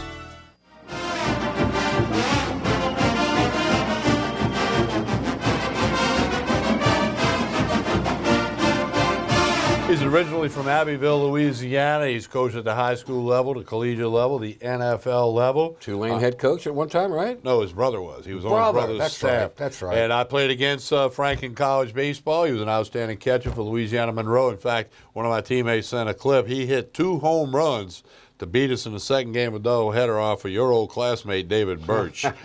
Birch served up a couple of bombs to Frank Selfo. Sorry, Birch. And here he is now, the 16th head football coach in Southeastern history. Want to let you hear, this was from a little bit earlier this week, Frank Selfo, the new Lions head coach. You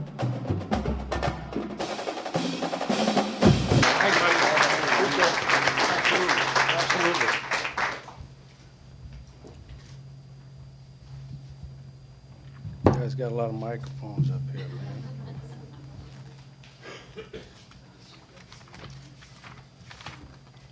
A few things. First off, I'd like to thank President Crane. Wow, what a neat guy. I had a chance to meet with him last week, and it was pretty good. Athletic Director J.R. Teagues, the search committee who donated all their time to this process. I also want to thank Coach Ron Roberts and his staff and their families. He put together a really good foundation here, and it's a stable program right now. So it's for their dedication to this football program. This is a tough profession, and Coach Roberts certainly epitomizes that. I want to thank Coach Greg Stevens, who took over in the interim, did a great job not only with our players here, but also in the recruiting process. And I really appreciate that. Most of all, I want to thank the alumni and the fans. Since I became involved in this process, you can't imagine how much outpouring of support that I've gotten. It's been pretty cool to see, visit, and talk to so many alumni that I didn't even know attended Southeastern. So that was pretty good. Lion for Life is not just a hashtag here. It's pretty good. It's a pretty neat deal. It's a lifestyle commitment that the people who graduate from this place actually take advantage of. I promise to take care of your program that you so passionately love. I think that's important. This is your program. This isn't mine. This is ours. It'll become ours. And I want to make sure I do that. I want to cultivate it, invest in it, and I want it to continue to grow. This is not a rebuilding effort, like I said before. I want to win now. Our players want to win now. Our administration wants to win now. Our team want to win now. You want to win now. We're going to win now. That's our goal. That's what we want to do. We have a team that has tough, physical, and has great competitive character, that truly trusts and loves one another. That's what we want to put together. You'll see that. We won't flinch in the elements. We won't care who our opponent is or what we're up against. Those things don't matter. We won't blink.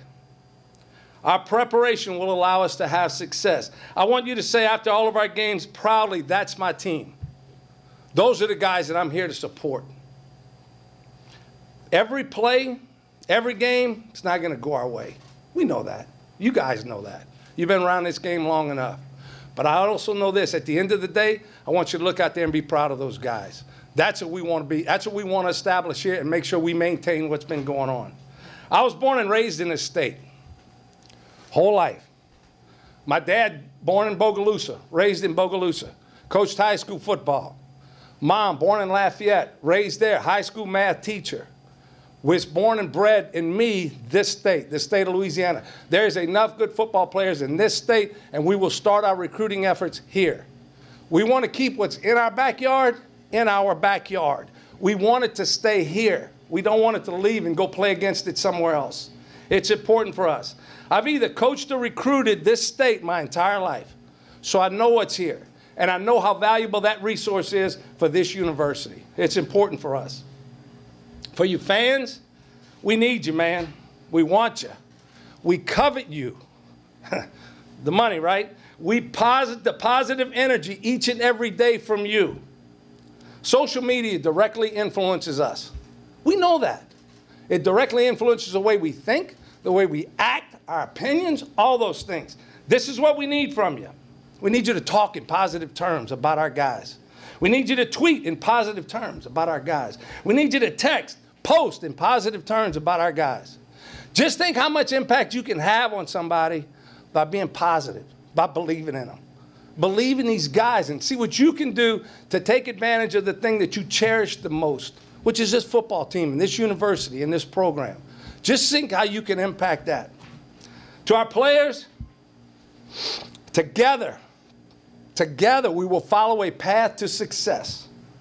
A championship without a degree is not good enough. A degree without a championship is not good enough. I want you to walk out of here with a diploma in one hand and a championship ring on the other. That's our goal. One without the other is unacceptable. The people that came before you left you with a solid foundation and generously gives back so that you can prosper here. That's your challenge, is that when you go off, you come back and give back to those who are currently here so that they have the same opportunities that you have. So that when you walk out this door with the diploma and the ring, you can show them how important it was to you to do and fulfill your obligations here. That's what we want. That's our goal as a program. Your legacy here will inspire future Lions to greatness. I'm looking forward to meeting all you. It's going to be great. I can't wait for the ride. It started already. It's been hectic today. We've done a lot of good stuff. It's been fun. I can't wait to become a part of the fabric of this community and this university. Thank you. God bless. Line up.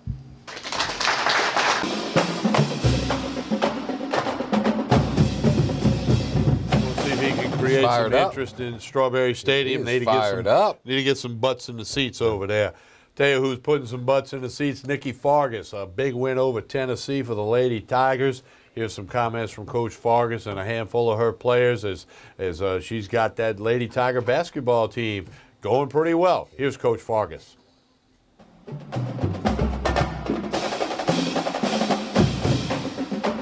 And hard-fought game. Really thought the team settled in late second quarter. We had some hustle plays that gave us momentum in the third quarter to separate ourselves, and then we finished off the game. But players made big plays for us, these three young ladies up here. And we talked about a big key was to be able to battle on the boards with a very good Tennessee basketball team. And we showed today that we are not only capable of battling with them, but also being very good on the boards ourselves. And I thought that controlled the tempo of the game, which played in our favor. We'll take questions for the student athletes, and then we'll turn it over to Coach. Regine, you probably became the 30th player in LSU history to reach 1,500 points in this game. Can you talk about that? Only 14 for Lady Tigers. Well, it's not much. I just found out from you, so I just I just want to give God the glory for that. It's all Him, and I've been playing for 4 years, and I've been here for 5, so I'll just continue to stay aggressive. Still got some goals that I want to hit. Just the players, what does today's win mean to be a top 10 team like you did today? We needed that. I think that just give us confidence and show not only us that what we're capable of doing, but everybody else that didn't really believe in us being in the last in the SEC. So we just continue to stay aggressive. I mean, we're supposed to do this. I know we're excited, but we're capable of doing this from the jump. So just bring everything together, and this is time to start turning things around. Woo! The job that you did on the glass, where Coach said that you were really a big factor in that regard. You know, rebounding is what I hang my hat on. I know that's something that my teammates need from me. I wasn't scoring how I wanted to score, so I had to do something. And staying aggressive on the boards, you know, Coach Nikki hard on rebounding, boxing out, offensive boards and defensive boards. And you know, I think I did my part, but also, you know, my guards came in, you know, they banged with me. You know, Chloe had 9, Ray had an 8, you know. If we can rebound like that together as a unit, I think we'll be fine going down the road. Can you laugh about the free throws? Is this one of those days? Yeah. You know, it's a mental thing for me. You know, after I missed like the first 4, you know, I was out of it. But like I said, I wasn't scoring how I wanted to, but defensively, I felt like I did my part. And I did things that I could control. So I can't always control my offense, but I can always control my defense, and I feel like I did that tonight. I honestly don't know. I guess I was just in mode where I just felt like I had the shot and I just knew I could knock it down. So just the confidence. I had confidence. So. General question. This was the 900th win in program history. What does it mean to be a part of such a landmark win? Only a few programs got that number. It's a big win. It goes back further than us, starting with Sue Gunther and everything, all they built. And y'all know the great Sylvia Fowler-Simone and all them. And we just trying to continue to build off of that and grow as a unit and continue to get more wins, making 901 Thursday. So we're just trying to continue to build off of what they built. And Coach put emphasis on that. The history is bigger than us, the 3 letters on your shirt, jersey. So we just continue to build off of that. For any of the players, did the coaching staff talk to you about this being your reback Pat game?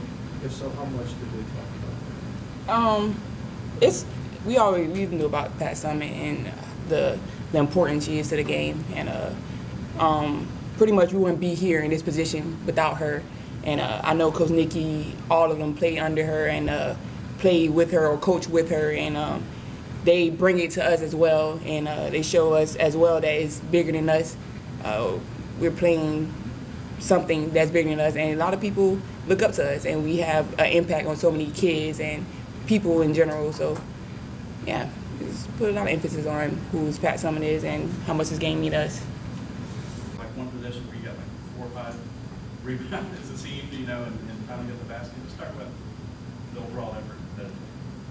It took everybody going in and making the choice to go rebound. And we talked about that at pregame and us not quitting. We didn't want to quit. If we missed a shot, don't quit and just give up on the shot.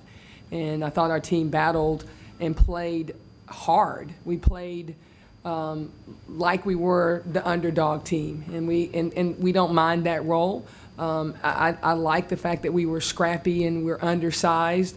And Mitchell said it best. We had players step up, ranging with 8, 9 boards. Our guard play came to rebound tonight, and that was huge.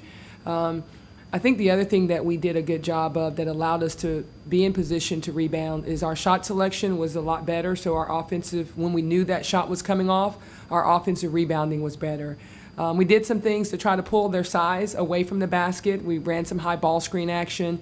And so when we did get dribble drive and the rotation was there, Mitchell was over there, she and Farley was over there for the cleanup. We talk about you got to get the ball off the glass, guards, when you're coming in there. And here's Russell coming over, distorting your shot. But if you can get your bigs over there ready for weak side board play, that's still a good shot for us. How about running the things that you had, running the different players at them? Because they don't use as many players in their rotations. Well, I challenged our post game to really step up and not allow it to just to be on one player. And we did not play Mitchell on her a lot. We allowed her to play in the wing up spot, the outside spot of our matchup. But I thought Faustina Fua, Yasmin Bidikundala, and Raven Farley, those 3 with their size did a nice job on a very, very good basketball player. Mercedes has added some face up to her game. Her monster moves are really good. We had to game plan for her. We had to talk about digging with our guards, and we were able to turn her over a little bit in the post play. Talk a bit about her legacy, what it means to you. Well, it's definitely something that you can't always put in the words what somebody like Pat meant to you. You can only try to go out and live the best way you know how and hope that she's smiling down and proud of you. And that's the best way that you honor anybody, is through your own actions and how you behave and conduct yourself. And I hope that she's proud of the work that so many of us who played for her have put in. You got Holly over there on the sideline who played with her, Bridget Gordon on the sideline who played for her. You got Mickey who coached with her. You got Tasha on my staff. And that's her tree. And we're proud to say that we're part of it. I love the fact that the SEC did make the initiative to have the We Back Pat Week.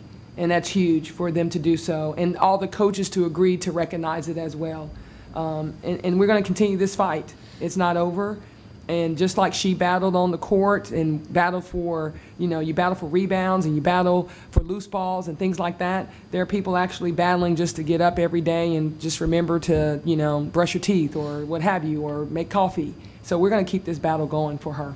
This is high.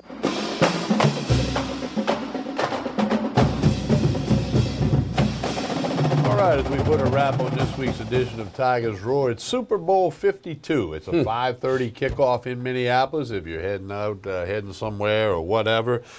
Patriots, Eagles, line opened at 5.5. It's now 4.5. Might move before the game. My early call, I'll give out a pick on the radio Friday when I'm over at the Hooters in Denham Springs. But I'm thinking I can't go against Brady and the Patriots. My early call, I'm leaning to the Patriots. Yeah, I agree with you, but I'm gonna pick an upset. I'm gonna pick the Eagles to win. What the heck? I would love it. I hope they do. They've never won a Super Bowl. I hope they do. The Philadelphia fans might finally be nice about Brady's something. got 5 already. He doesn't need one for the thumb, for the second thumb. Come on. But anyway, so again, it's a 5:30 kick, a little Louisiana flavor as we've talked about.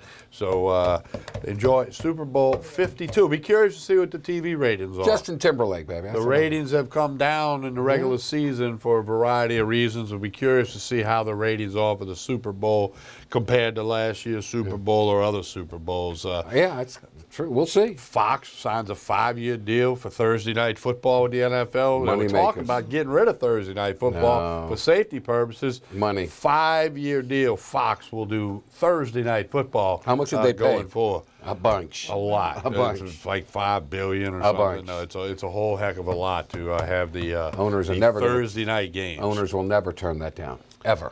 No, they get the money. And all the talk about the safety thing, didn't know. All right, we've had a lot of fun here tonight. Don't forget, it's up on YouTube where you can watch it in its entirety at your convenience, youtube.com/Pelican Broadcast. And it'll be up there mid-morning Thursday. Catch one of the replays.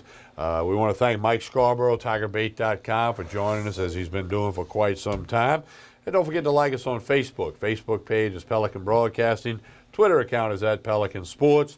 Jordy on the radio, Baton Rouge in the mornings, Lafayette in the afternoons. I'm on in the afternoons in Baton Rouge, so we got all that for you. Super Bowl 52. Gymnastics Friday night at home, LSU basketball Saturday afternoon at home, so lots of opportunities to see some pretty good stuff. And next Wednesday when we're here, we'll tell you what happened with National Signing Day. Won't be a big report, but nonetheless, we'll have a report for you for LSU and the rest of those guys. On behalf of everybody here at the Pelican Broadcasting crew, and on behalf of Mr. Jordy Hultberg, I'm Tommy Price, and most importantly, thank you for watching Tigers Roar. Spread the roar.